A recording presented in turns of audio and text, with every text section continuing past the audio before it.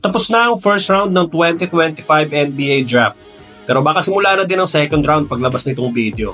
Opisyal nang nakuha ng Dallas Mavericks si Cooper Flagg. Ang lupit ng NBA ngayon. Dati ang first overall pick ay binibigay sa lottery team o nasa ibaba ng standing. Para somehow makapagpalakas sa team o mabigyan sila ng chance at least to compete next season. Pero ngayon, sa isang team na galing sa play-in tournament ang bagsak ng number 1 pick.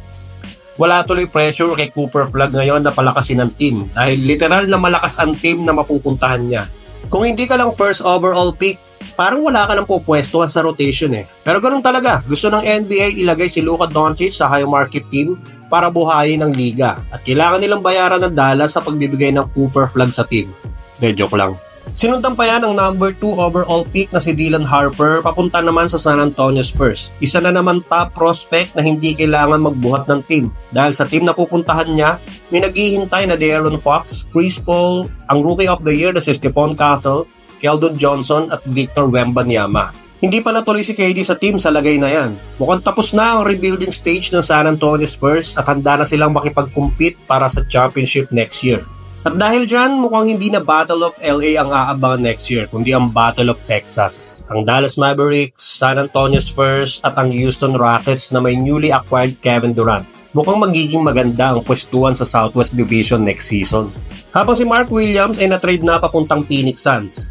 Inubos na ng Suns ang big man ng Hornets. Dahil last year, una na nilang na-acquire ang dating backup center ng Charlotte, yung kapatid ni Alden, si Nick Richards.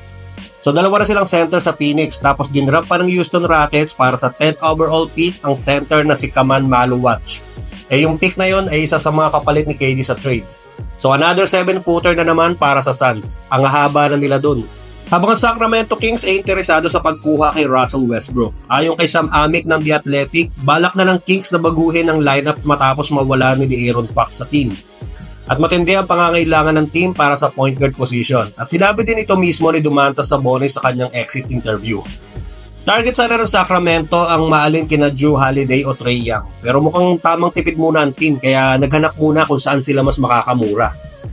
May kontrata pa si Jrue Holiday na aabot ng $104 million hanggang 2028 at concern na din sila sa edad nito na 35 years old. Habang kay Trae Young, mas bata naman at swak sa age ng core ng Kings pero kailangan nilang paghandaan ng contract extension ni Young na sure silang hindi pasok sa kanilang financial flexibility.